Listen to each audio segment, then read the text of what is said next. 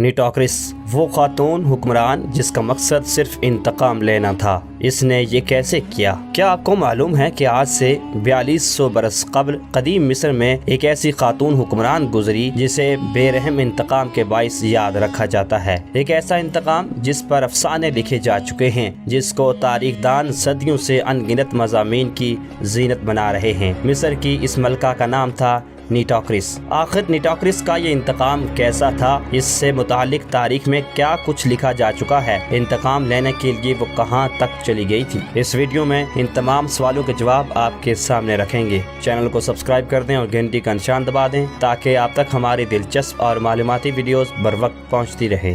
دوستو، قدیم مصری تہذیب کی 3000 سالہ تاریخ دلچسپ افراد، واقعات اور ایجادات سے بھری پڑی ہے۔ صدیوں پہلے کی یہ تاریخ جہاں ہمارے سامنے اہراموں، مجسموں، مقبروں، مندروں اور اس دور کی دیگر ایجادات کی شکل میں دستیاب ہے، وہیں اس زمانے کے بادشاہ جنہیں فرعون کہا جاتا تھا، ان کے احوال اور کارناموں کی کہانیوں کی صورت میں بھی ہمارے سامنے ہے۔ تاریخ دانوں نے ہزاروں برس کی اس طویل تاریخ کو آسان فہم بنانے کے لیے اسے کئی حصوں میں بانٹ رکھا ہے، جیسا کہ قدیم بادشاہت کا دور، درمیانی بادشاہت کا دور، نئی بادشاہت کا دور وغیرہ وغیرہ۔ صدیوں پر پھیلے یہ تمام زمانے اپنے اندر حیران کن داستانیں سموئے ہوئے ہیں۔ مصری تہذیب کا قدیم بادشاہت کا دور، دا اولڈ کنگڈم، بھی ایک ایسا ہی وقت ہے جس میں جہاں اہرام مصر جیسے شاہکار تعمیر ہوئے، وہیں ایسے انوکھے اور حیران کن اقدامات کرنے والے حکمران بھی آئے جنہیں تاریخ بھلا نہیں پائی اور نہ ہی کبھی بھول پائے گی۔ دوستو، مصری تہذیب کا قدیم بادشاہت کا زمانہ یا دور لگ بھگ 2181 قبل مسیح سے شروع ہوا اور 2613 قبل مسیح تک جاری رہا، یعنی لگ بھگ 450 برس۔ اس عرصے میں کل 3 شاہی گھرانوں کے کئی فرعونوں نے حکومت کی۔ مصر کے جن شاہی گھرانوں نے قدیم بادشاہت کے دور میں حکومت کی، ان میں چوتھا، پانچواں اور چھٹا شاہی گھرانہ شامل تھے۔ اس زمانے کا آغاز عظیم پیرامڈز تعمیر کرنے والے فرعون سنیفرو اور اس کی اولاد سے ہوا، لیکن اختتام ہوش ربا انتقام لینے والی خاتون فرعون نیٹوکرس پر ہوا۔ دوستو، نیٹوکرس کو اقتدار تب ملا تھا جب اس کے بھائی فرعون مرانرے-دوم کو سازش کے نتیجے میں قتل کر دیا گیا تھا۔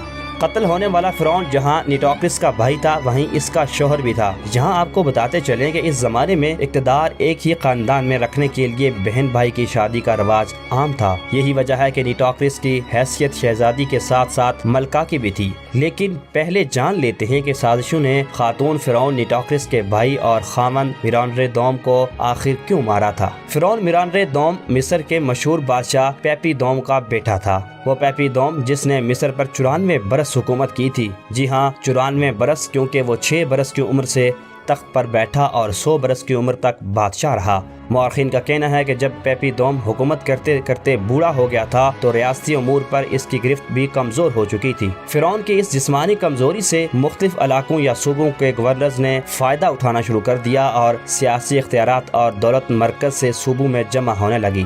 اس چیز نے ریاست کو کمزور جبکہ علاقوں کو مضبوط کرنا شروع کر دیا۔ فرعون پیپی-دوم 100 برس کی عمر کو پہنچ کر مر گیا اور اقتدار اس کے بیٹے مرانرے-دوم کو مل گیا، مگر اس وقت دیگر شاہی افراد اور ریاستی گورنرز بہت طاقتور ہو چکے تھے۔ نیا فرعون اپنے اختیارات اور طاقت واپس لینا چاہتا تھا، مگر یہ اشرافیہ کچھ بھی واپس دینے کو تیار نہیں تھی۔ اس لیے انہوں نے سازش کر کے مرانرے-دوم کو 13 ماہ کی حکومت کے بعد قتل کر دیا۔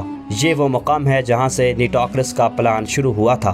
تاریخ دانوں کے مطابق مرانرے-دوم کے قتل کے بعد اس طاقتور طبقے نے تخت پر اس کی بہن نیٹوکرس کو بٹھا دیا۔ ان کے خیال میں وہ محض ایک کٹ پتلی رہے گی، یعنی تخت پر نیٹوکرس بیٹھے گی مگر اختیارات دیگر طاقتور شاہی طبقے کے پاس ہی رہیں گے۔ نیٹوکرس وہی کرے گی جیسا اسے کرنے کو کہا جائے گا۔ خاتون حکمران نے چالاکی سے ان کے کھیل کو آگے بڑھنے دیا۔ اس نے انہیں 3 برس تک باور کرایا کہ وہ کٹ پتلی ہی ہے، لیکن وہ طاقتور اشرافیہ کے ان تمام افراد کو جانتی تھی جنہوں نے اس کے بھائی کو موت کے گھاٹ اتارا تھا۔ وہ ان سے شدید نفرت کرتی تھی۔ اس کا اصل ہدف ان سے بدلہ لینا تھا۔ سوال یہ ہے کہ نیٹوکرس نے قاتلوں سے کیسے بدلہ لیا؟ نیٹوکرس کے اس انتقام کی تفصیل کو سب سے پہلے 5ویں صدی قبل مسیح کے یونانی تاریخ دان ہیروڈوٹس نے بیان کیا تھا۔ ہیروڈوٹس وہ تاریخ دان ہے جسے بابائے تاریخ، دی فادر آف ہسٹری کہا جاتا ہے۔ اس عظیم یونانی مورخ کے مطابق نیٹوکرس سے متعلق اسے یہ تفصیلات مصر کے پادریوں نے بتائی تھی، جبکہ پادریوں کی ان تفصیلات کا ذریعہ اس قدیم دور کی دستاویزات تھی۔ اس حوالے سے ہیراڈوٹس نے جو کچھ لکھا ہے وہ کچھ یوں ہے: نیٹوکرس نے اپنے بھائی کا انتقام لینے کے لیے کئی مصریوں کو دھوکے سے موت کے منہ دھکیل دیا تھا۔ اس کا مقتول بھائی مصر کا بادشاہ تھا، جسے اس کے لوگوں نے قتل کر کے حکومت نیٹوکرس کو سونپ دی تھی۔ اس نے زیر زمین ایک کشادہ اور وسیع کمرہ تعمیر کرایا، پھر اس کے افتتاح کے بہانے اس نے بڑی ضیافت کا اہتمام کیا، جس میں ان لوگوں کو مدعو کیا گیا جن سے متعلق وہ جانتی تھی وہ اس کے بھائی کے قتل میں ملوث تھے، اور جب وہ دعوت میں شریک ہو کر اس کے مزے اڑا رہے تھے تو اس نے وسیع خفیہ راستے سے ان پر دریا کا پانی چھوڑ دیا۔ یوں نیٹوکرس نے تمام قاتلوں کو ایک ہی وار میں پانی میں ڈبو کر بے رحمی سے مار دیا۔ نیٹوکرس کے اس انتقام کی داستان کو امریکی ڈرامہ نگار ٹینیسی ولیمز نے 1928 میں اس وقت افسانوی شکل دی تھی جب ان کی عمر صرف 16 برس تھی۔ انہوں نے ویئرڈ ٹیلز نامی میگزین کے لیے ایک شارٹ سٹوری لکھی تھی جس کا عنوان تھا نیٹوکرس کا بدلہ۔ ٹینیسی ولیمز کی اس تحریر سے ہمیں اس مشہور واقعے کے مزید پہلوؤں کا پتہ چلتا ہے۔ ویئرڈ ٹیلز میگزین نے اس انتقام کی داستان کو ایک تصویری شکل بھی دی تھی جس میں وضاحت کی گئی تھی کہ نیٹوکرس کے بھائی کے قاتل کس طرح چیختے چلاتے موت کے منہ میں گئے اور کس طرح وہ ایک مخصوص مقام سے کھڑے ہو کر انتہائی سفاکت سے ان کی موت کا نظارہ کرتی رہی۔ چلیے اب آپ کو اس کہانی میں بیان شدہ اس واقعے کے مزید حیران کن پہلو بتاتے ہیں۔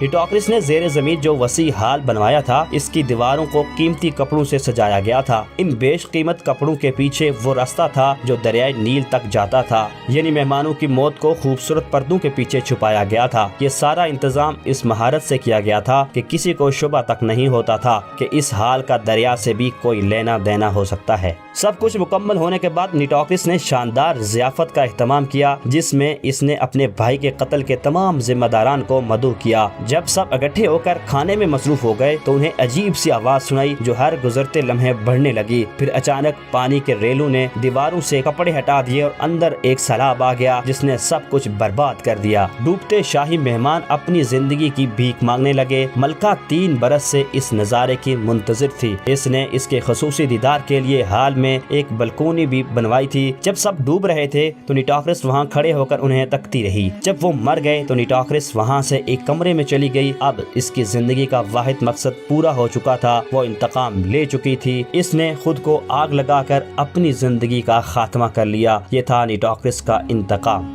دوستو، مصر کی یہ خاتون 2181 قبل مسیح سے 2184 قبل مسیح تک صرف 3 برس حکمران رہی۔ اس کے خاتمے کے ساتھ ہی مصر کے قدیم بادشاہت کے دور اولڈ کنگڈم کا بھی خاتمہ ہو گیا۔ 3 صدی قبل مسیح کے مصری پادری اور تاریخ دان مانتھیو نے نیٹوکرس کو جہاں بے پناہ خوبصورت خاتون کہا، وہیں اسے اپنے زمانے کے تمام مرد حضرات سے بہادر بھی قرار دے دیا۔ دوستو، امید ہے کہ یہ ویڈیو ہماری آپ کو پسند آئی ہوگی۔ انشاءاللہ اگلی ویڈیو میں قدیم مصری تہذیب کے بارے میں مزید دلچسپ اور حیرت انگیز معلومات آپ کے سامنے رکھیں گے۔ تب تک کے لیے اللہ حافظ۔